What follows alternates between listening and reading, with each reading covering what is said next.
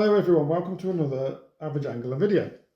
What are we looking at here? We've got just like a normal hair rig with a band on, no different to anything else, but if you look carefully you'll spot that there's a spade. This has been tied on a spade. Now not a lot of us do this because it's a bit of a fiddle, or we're not sure how to do it, but actually I'm going to show you in a minute how to do it, and it's actually quite easy. And I think in some scenarios it has an advantage over using the traditional knotless knot method. So what I've done is I've tied one knotless knot with the same size hook and the same size line. There they are, both next to one another. Just tap the camera, make sure we're focused. Right. So look at the subtle differences. The subtle differences, the big one to think about is this line angle that comes off here. So the line angle comes off at a funny angle, which is great for feeder fishing. Keep that extra kink. It's really good for rig mechanics, etc., that the carp anglers go on about.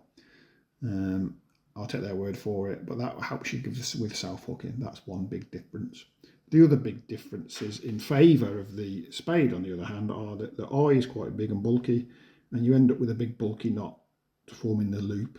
You don't need a big bulky knot in this one, but you do in this one. That big bulky knot there, it's sitting just above the spade, but on some people might incorporate it into the knot and have it right up here or anywhere in that knot. Just makes the knot a bit bulkier and a bit messier as well. They're the major things. One of the little advantages that I like about the spade one is that I find it easier to control the length of the hair. When you're doing the knotless knot, you have to hold the knot in your fingers and try and hold the band, and then hopefully you've got it in the right place, and then after you've finished all the whippings you take your fingers off and you find out it's too long or too short and you've got to do it again. With this you kind of set the hair afterwards, so you can set it bang on, and I'll show you that when we get around to tying it in a minute. So they're the differences. This I feel lot's better for pole, this I feel lot's better for feeder. I don't think, if you're comfortable using either, carry on, but if you want to know how to tie, if you've always wondered how do you get a band on a hair with a spade ended hook, keep watching, I'm about to show you now. Right then guys, we've got a size 12 Kaizen hook. We're using a nice big hook so you can see what's going on. Got here the sort of medium, they're the matrix bands. They're really good, the matrix ones, because they're very stretchy and very soft. So you seem to be able to use that for everything. I can put a caster in it if I want, and then I can go all the way up to like a 6mm, 8mm pellet, no problem. Main line, we're just going to use some feeder line so you can see it's nice and easy to use, and then we're just going to use the standard matchman hook tire. So we're going to start off the same way as you would always start off doing any sort of spade, and that is getting your hook into your tire. So there's a clamp there, you tighten it without it for those that haven't used these before. Like I say, if you want more detail, I've got a video about how to tie a hook with a spade on. And you notice I'm taking a bit of time here to get this in the right place. So what is the right place? I'll just stop and show you. I'm tightening it as much as I dare without breaking the tool.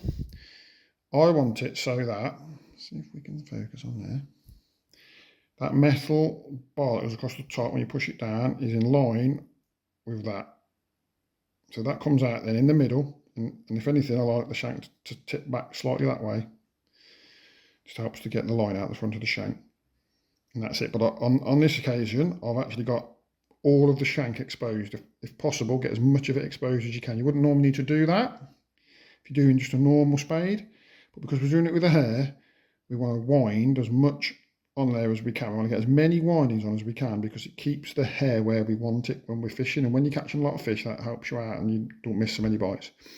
So we're going to try and fill that up with windings, which you wouldn't normally do. You probably only normally go to about there, and that'll be enough. Okay, and the last thing to do, which is slightly different to normal, is you've got to put your band on to the line before you start. So put the band on the line before you start. Now this gets fiddly and gets in the way of this band, so what I'll do is I'll put it between my finger and my thumb on my left hand, and I've still got the line in my fingers and thumb, which you need, but I can move that up and down and just keep it there out the way, and I keep all the lines sort of tied up in there. I'm going to let a little bit more line out from my spool because I don't feel like I've got enough. The line's trapped whenever you do a normal spade end up. That's what you do. It's trapped. I've got a little winder here. It's part of my rig mate, and it's just holding it all in place. Push your metal bar down, spin over. You want the line to come down the right hand side of the 2 pins and back up the left hand side. Okay? That's what you want.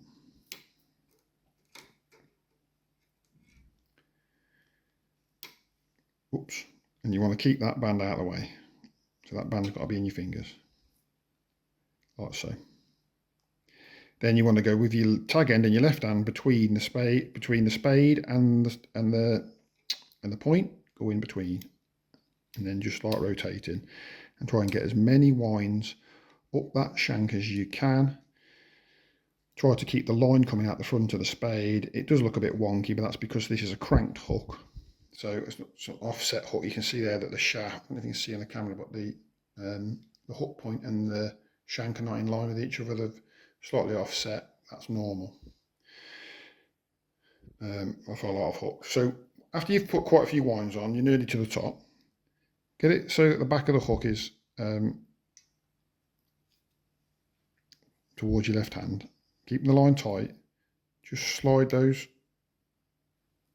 windings down and keep going again.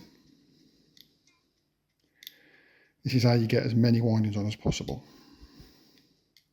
You could try and wind it from the bottom, but because the hook point comes up so high, it's really tricky. And once you've got enough, like that, make sure that's coming off the front of the spade like that. And then the next one, you're going to go on behind this pin. So rotate round and go behind that pin. You've got it now. Now I'm going to just change my grip a little bit. What I want to do is I want to get that band under that pin and go through that hole. So I'm just going to use this end of this float to show you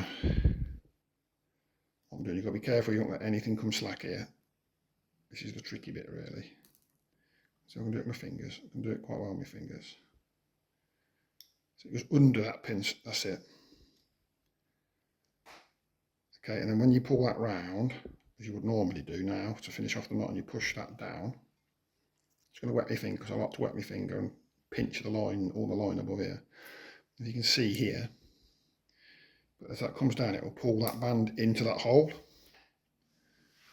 That's what you want. That band's out of the way now, so that as this loop here tightens up, it misses the band. So as you pull the line now, as you normally would to tighten up, that loop goes over the top of the band, out of the way, and just tightens the knot up exactly as normal. Now you keep pulling that line until it don't pull anymore, and then you know you tightened your knot up. So at this point you can release your finger off because it won't go wrong. There's no need for tension anymore. Then ordinarily what you would do is loosen this off, which is still what we're going to do. And then you would pull this and keep pulling until this tag end is pulled all the way out the bottom. But if you do that, then your rubber band's just going to come off, because your rubber band is actually on the line there. So what you've got to do is, before you've pulled that all the way, pull it a little bit so you can see what you're doing, but you've got a tag end and you've got a big loop. Push that up and then take the line off. So now you've got a hair rig essentially. You can see it's a massive long hair rig, too long. And the band's here. But you can control the length of it really easily by grabbing this tag end and just pulling it. And if you look, the loop gets smaller and smaller and smaller and smaller. Okay? Now that's great, but as you can see, it was really easy to pull. And what it means is, it's not going to last, is it? Your first fish you hook's going to pull you're going to trim this tag end off now, and then the first fish is going to pull the band straight off, and it's ruined. So what you've got to do is tie a knot in this tag end in the right place so that sits properly. And what I tend to do is just pull it until the band is pretty much tight up against the back of the shank. Now that's not where I want it, but that's what I do because I want to tie a knot quite close.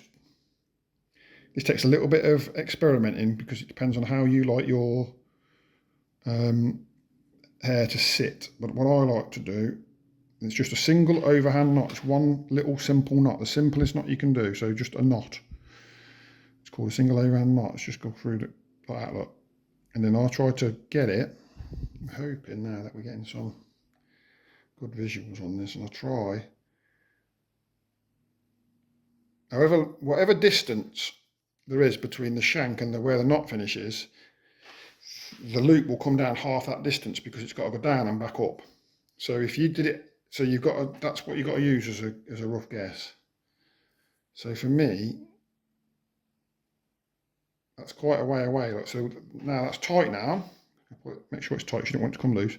And you can see it's actually, my right thumb here is where the knot is, the end of my nail. Let me get a pointer. So you can see. So that pointer, the end of that pointer there is where the knot is. If you had the band hanging down there, it'd be almost as far away. You know, it's almost a whole shank length away, so it'd be too far. But it doesn't work like that because, like I say, it'll be half as much. So when you pull the loop, it sits there, look, which is actually nice. It ends up sitting at the bottom.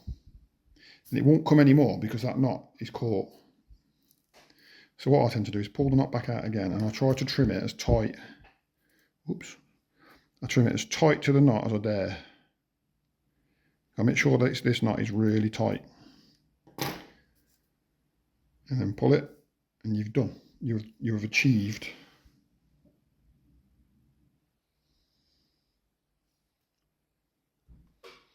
You've achieved what you set out to achieve, which is you've got a band. You've got a banded hair rig on a spade-ended hook. You've not got any big chunky bits sticking out. From there, it's quite tidy. You ain't got a big figure of 8 knot there. You ain't got the line coming off that funky angle that we spoke about. You've got a nice big gape. I've done this with much smaller hooks. I've got some 013 to Kaizen 18s.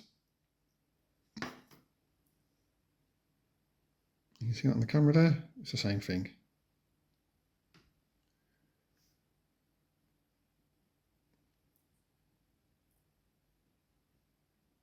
So you can do whatever you want, but that's the smallest that I've done so far. But I think you can go smaller if you wanted. But I do like a small hook for 90% of my fishing. Yeah, so there we are, guys. How to tie a hair rig spade end hook. See you again soon.